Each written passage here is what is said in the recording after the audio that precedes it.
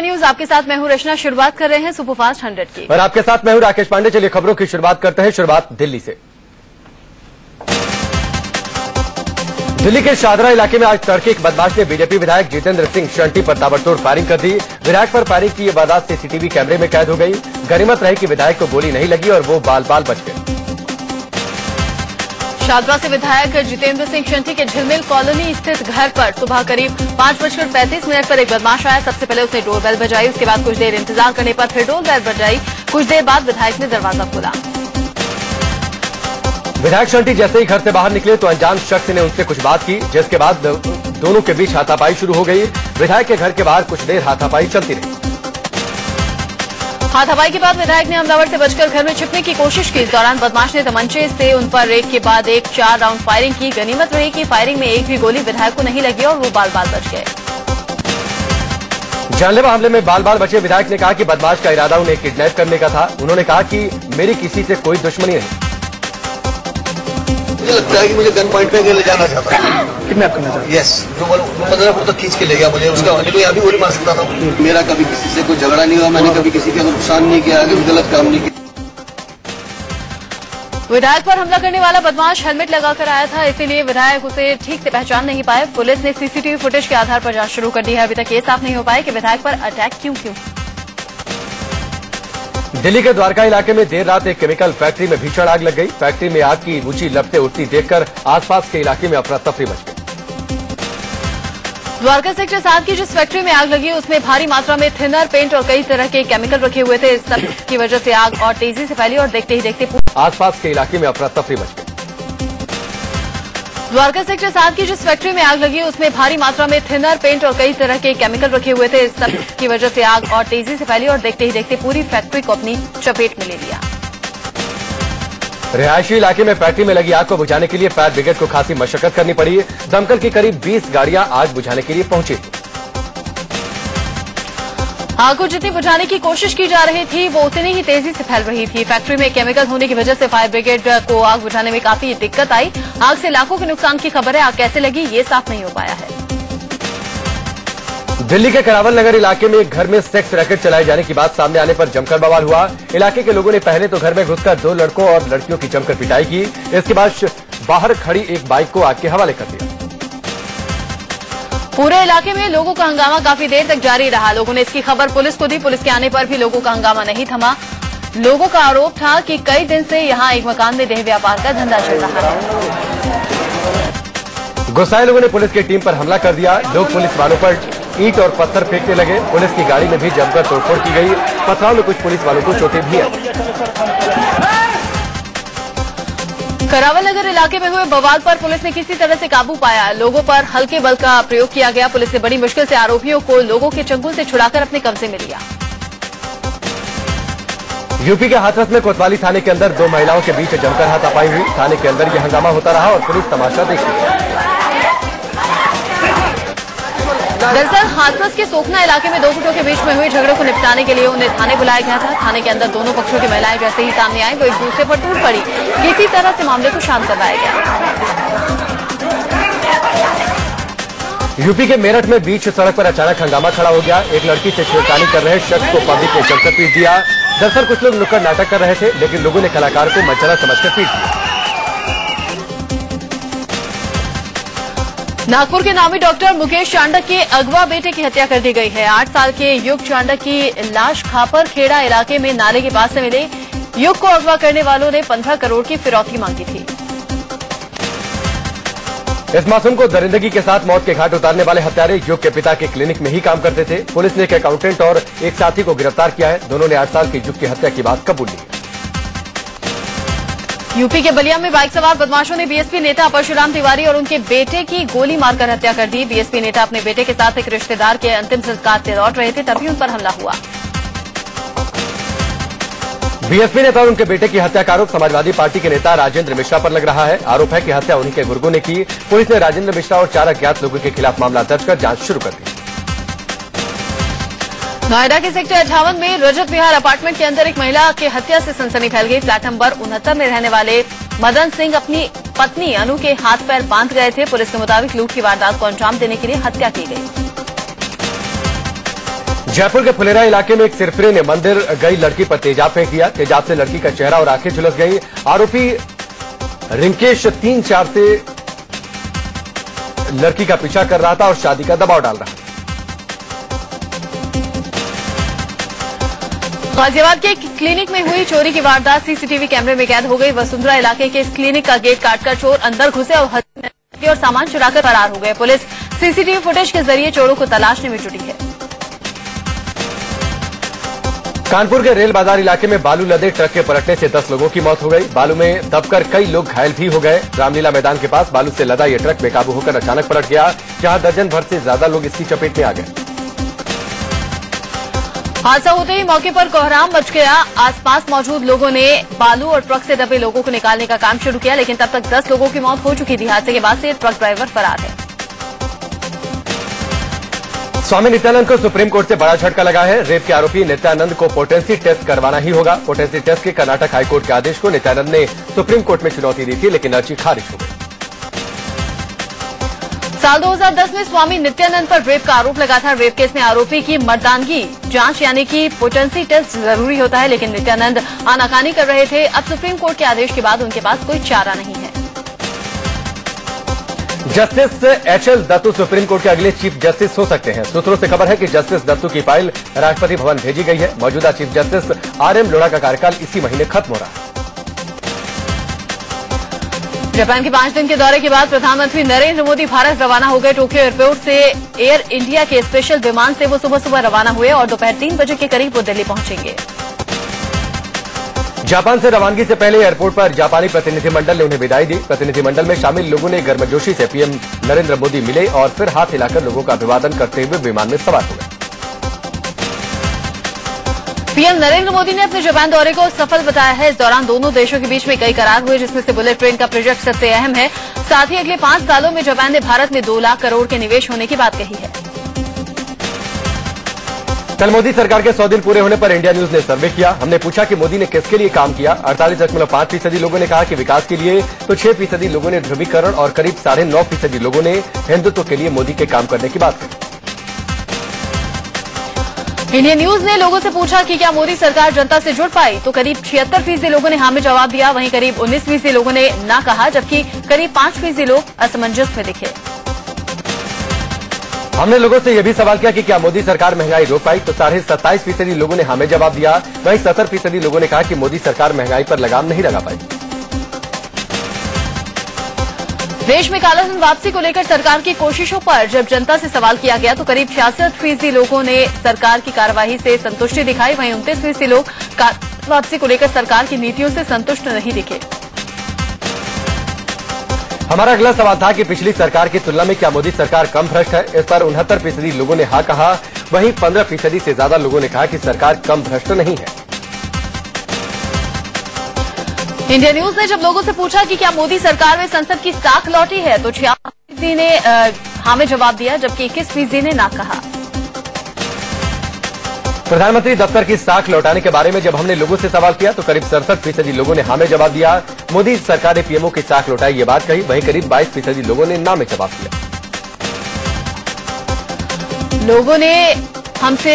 लोगों से हमने जानना चाहा कि 100 दिन में कश्मीर मसले को हल करने के लिए मोदी सरकार ने क्या सही शुरुआत की है, तो 68% लोगों ने हाँ में जवाब दिया, जबकि 23% लोग इससे सहमत नहीं थे।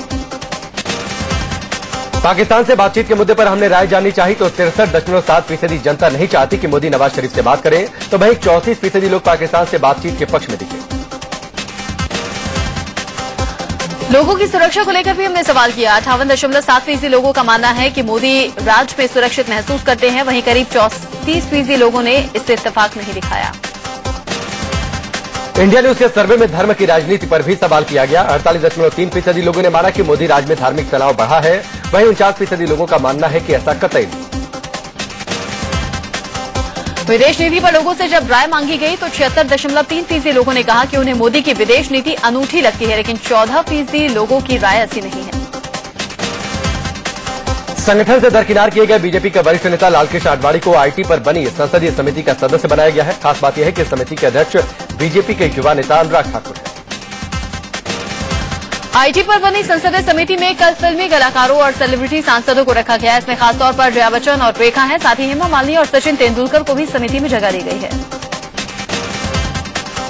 पूर्व प्रधानमंत्री मनमोहन सिंह को वित्तीय मामलों पर बनी संसदीय समिति का सदस्य बनाया गया है। खास बात यह है कि समिति के अध्यक्ष वीरप्पा मोइली हैं, जो मनमोहन सिंह के अंडर में मंत्री रह चुके हैं। कांग्रेस उपाध्यक्ष राहुल गांधी को भी एक संसदीय समिति का सदस्य बनाया गया है। उन्हें विदेश मामलों पर बनी संसदीय समिति में जगह मिली है। इस समिति की अध्यक्षता पूर्व मंत्री और कांग्रेस सांसद शशि थरूर को मिली है। कांग्रेस को भले ही नेता विपक्ष का पद नहीं मिला हो, लेकिन पार्टी को 24 संसदीय समितियों में से 5 समितियों की अध्यक्षता जरूर मिल गई है। इनमें वित्त, विदेश जैसी अहम समितियां भी शामिल हैं। बिहार के सीएम जीतन राम मांझी ने एक विवादित बयान फिर से दिया है। उन्होंने कहा कि छोटे कारोबारी अगर कालाबाजारी करते भी हैं तो अपने बच्चों को अच्छे स्कूल में पढ़ाने के लिए करते होंगे, जिसके लिए वो धन्यवाद के पात्र हैं। कालाबाजारी करते हैं तो अपने पेट के लिए, अपने बाल बच्चों को पढ़ाने के लिए। आपका बाल बच्चा हम नहीं समझते हैं कि कोई विदेश में पढ़ता होगा या कोई बात करता होगा। बहुत करते होंगे तो पटना ऐसा छोटे शहरों में कोई प्राइवेट स्कूल में अपने बच्चों को पढ़ाते होंगे। अगर उसके लिए आप करते हैं तो हम आपको धन्यवाद देते हैं। समाजवादी पार्टी के मुखिया मुलायम सिंह यादव 7 और 8 सितंबर को मैनपुरी उपचुनाव के लिए जनसभा करेंगे। मुलायम ने ही मैनपुरी सीट खाली की है, जहां उन्होंने अपने भाई के पोते तेज प्रताप सिंह यादव को प्रत्याशी बनाया। मुख्यमंत्री भूपेंद्र सिंह हुड्डा ने हरियाणा को सूखाग्रस्त घोषित करार दिया है। सरकार ने प्रति एकड़ 4,000 रुपए किसानों को मुआवजा देने का फैसला किया है। सूखे से निपटने के लिए हुड्डा ने केंद्र से 4,829 करोड़ के पैकेज की मांग भी की है। मोदी सरकार ने सुप्रीम कोर्ट में हलफनामा दाखिल कर बताया है कि गंगा की सफाई कैसे की जाएगी। इस साल के अंत तक गंगा पर आईआईटी की रिपोर्ट आ जाएगी, तब तक सफाई को लेकर मंथन किया जाएगा। सरकार ने बताया है कि गंगा की सफाई उसकी प्राथमिकता है। सरकार ने सुप्रीम कोर्ट से गंगा की सफाई को लेकर 4 बिंदु पेश किए हैं। गंगा का प्रवाह बरकरार रखना, प्रदूषण रोकना, गंगा को प्राकृतिक रूप से लाना और नदी के संरक्षण के लिए लोगों को जागरूक करना। कोर्ट ने केंद्रीय मंत्री कलराज मिश्र के खिलाफ गिरफ्तारी वारंट जारी किया है। कलराज मिश्र पर 2009 में चुनाव के दौरान आचार संहिता के उल्लंघन का आरोप है और आरोप है कि उनके समर्थकों ने कोर्ट में बवाल किया था। आगरा में समाजवादी पार्टी के कार्यकर्ताओं ने बीजेपी सांसद योगी आदित्यनाथ के खिलाफ प्रदर्शन किया। पिछले दिनों योगी ने अल्पसंख्यक समुदाय को लेकर विवादित बयान दिया था, जिस पर एसपी कार्यकर्ताओं ने विरोध जाहिर किया। सुप्रीम कोर्ट के पूर्व न्यायाधीश पी सदाशिवम को केरल का राज्यपाल बनाए जाने की चर्चा ने विवाद खड़ा कर दिया है। केरल सरकार और पार्टी के केंद्रीय नेतृत्व ने सरकार के इस तरह के फैसले लेने की आलोचना की। केरल के मुख्यमंत्री ओमन चांडी ने कहा कि इस बारे में केंद्र ने राज्य सरकार से सलाह नहीं ली है। चांडी ने कहा, राज्यपाल की नियुक्ति से पहले राज्य के मुख्यमंत्री से सलाह करना एक आम बात है। उम्मीद है कि केंद्र सरकार परंपराओं का पालन करेगी। टाटा ट्रक घूस कांड मामले में दिल्ली हाईकोर्ट ने सीबीआई को नोटिस भेजा है। आरोपी सेवा निवृत्त लेफ्टिनेंट जनरल तेजिंदर सिंह की जमानत याचिका पर सुनवाई के दौरान ये निर्देश दिया गया। इस मसले पर अगली सुनवाई अब 4 सितंबर को। टाटा ट्रकों की खरीद में पूर्व army chief general VK Singh को रिश्वत की पेशकश के मामले में retired lieutenant general Tejinder Singh की जमानत याचिका खारिज हो गई है, जिसके बाद उन्हें 20 अक्टूबर तक के लिए न्यायिक हिरासत में भेज दिया गया। फांसी की सजा पर सुप्रीम कोर्ट ने अहम फैसला सुनाते हुए कहा कि फांसी की सजा पर पुनर्विचार याचिका की सुनवाई अब ओपन कोर्ट में होगी। ऐसी याचिका की सुनवाई 3 जजों की बेंच करेगी।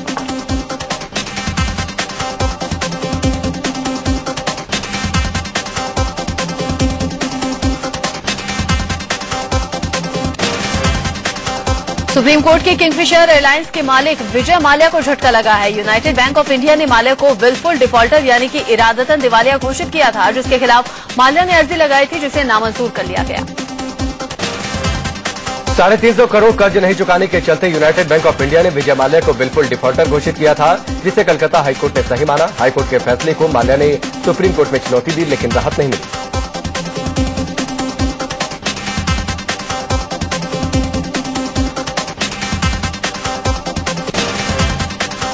पटना से वाराणसी के बीच में पहली लग्जरी रिवर क्रूज सर्विस 6 सितंबर से शुरू हो रही है। पटना से वाराणसी की 420 किलोमीटर की दूरी की ये क्रूज 7 दिन में तय करेगा। सरकारी company Assam Bengal navigation company ने ये सर्विस शुरू की है।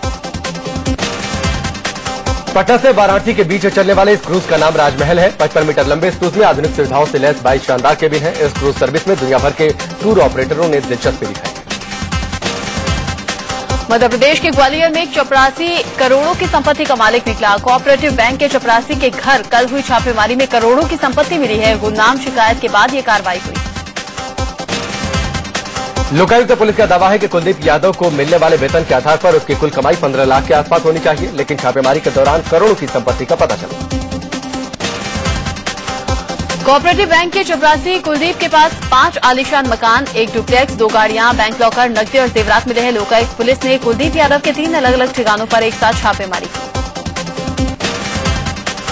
पुणे में सीपीएम के दफ्तर में जमकर तोड़फोड़ की गई है। ऑफिस में तेल छिड़ककर आग लगाने की भी कोशिश हुई।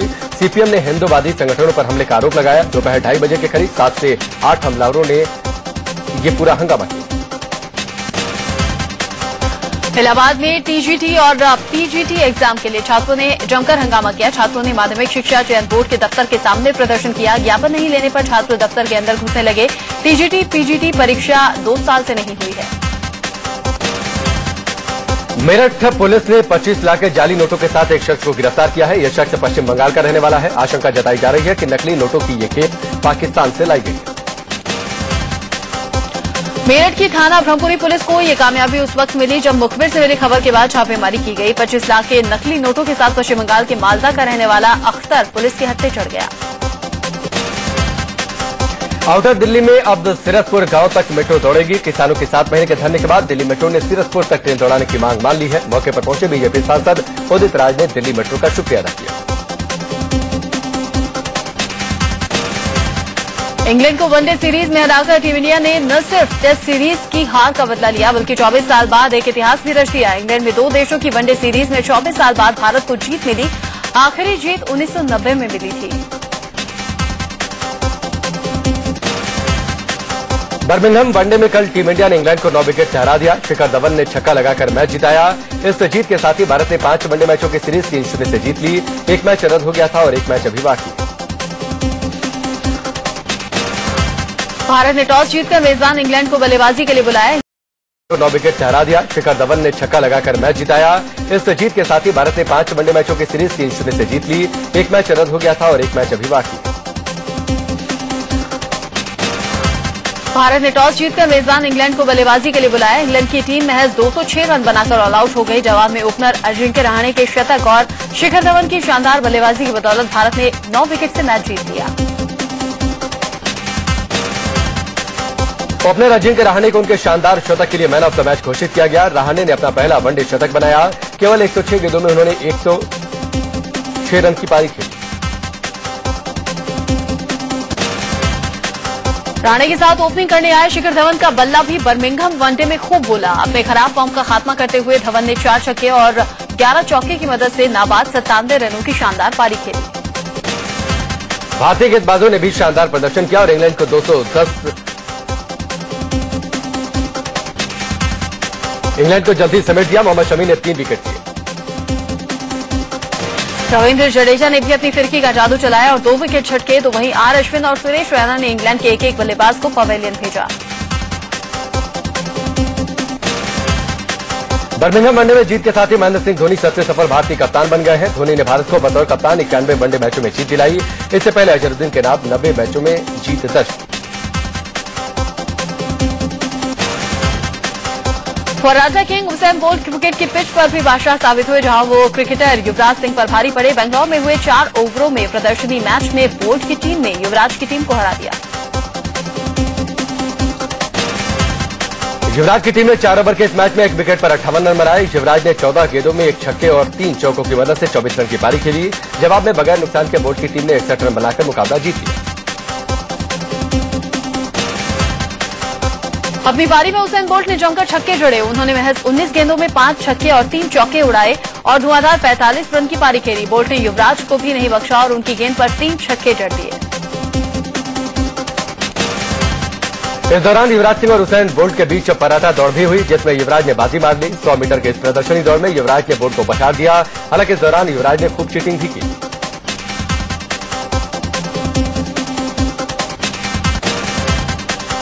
जमैका के रेसर उसेन बोल्ट और युवराज सिंह ने इस दौरान खूब मस्ती भी की। युवराज ने बोल्ट के उस डांस की कॉपी भी की जो उन्होंने 100 मीटर रेस रिकॉर्ड 9.58 सेकंड में पूरा करने पर किया था।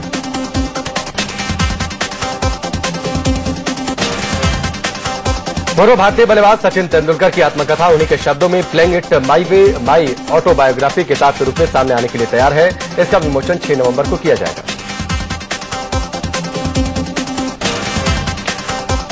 सचिन ने इस किताब पर बात करते हुए कहा कि मैं जानता हूं कि अपनी कहानी लिखने के लिए राजी होने का मतलब है कि मुझे पूरी तरह ईमानदार होना होगा। इसमें कई ऐसे पहलू होंगे जिसके बारे में मैंने सार्वजनिक रूप से कभी बात नहीं की।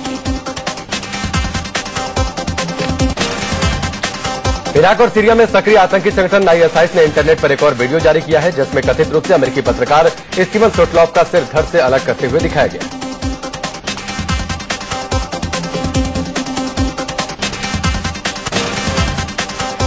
इस वीडियो में पत्रकार स्टीवन सोटलॉफ को नारंगी रंग के जंपसूट में घुटनों के बल बैठाए हुए दिखाया गया है। उनके बगल में ISIS का एक आतंकी हाथ में चाकू पकड़े खड़ा है। इससे पहले ISIS के आतंकियों ने एक और अमेरिकी पत्रकार की हत्या की थी। अमेरिकी पत्रकार जेम्स फॉली की हत्या के बाद इस पत्रकार की मां ने ISIS चीफ अबू बकर अल बगदादी से अपने बेटे को रिहा करने की अपील की थी, लेकिन उन्होंने इसे नहीं छोड़ा।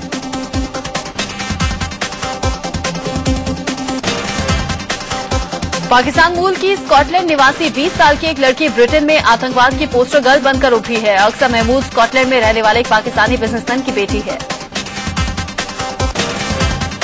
ग्लासगो में जन्मी अक्सा महमूद नवंबर 2013 से ही अपने घरवालों को छोड़ चुकी है। अक्सा ने सीरिया में ISIS में शामिल होने के लिए पिछले साल यूनिवर्सिटी कोर्स बीच में ही छोड़ दिया था।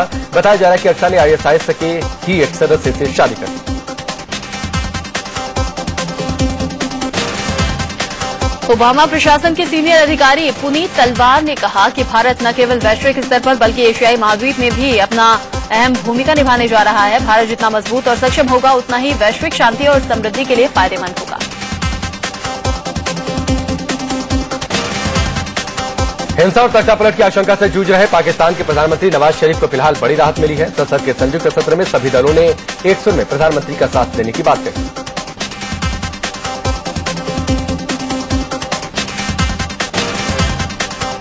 अमेरिका के नेवाडा प्रांत के ब्लैक रॉक डेजर्ट में गजब का माहौल देखा गया। दुनिया भर के 65,000 लोग रेगिस्तान में नाचने, गाने और अपनी कला का प्रदर्शन करने के लिए इकट्ठा होते हैं। हर साल होने वाले इस महोत्सव को बर्निंग मैन फेस्टिवल का नाम दिया गया है। आम आदमी पार्टी के नेता कुमार विश्वास ने बिग बॉस में शामिल होने के लिए भारी भरकम रकम मांगी है। सूत्रों से खबर है कि उन्होंने 21 करोड़ की रकम की मांग की है, जिसे वो शहीदों की विधवाओं के कल्याण फंड में जमा कराना चाहते हैं। और reality celebrity show big boss का सीजन 8 शुरू होने वाला है। इस शो में आने के लिए कलर्स चैनल ने कुमार विश्वास को 5 करोड़ की पेशकश की थी। अब देखना है कि उनकी 21 करोड़ की डिमांड चैनल मानता है या नहीं।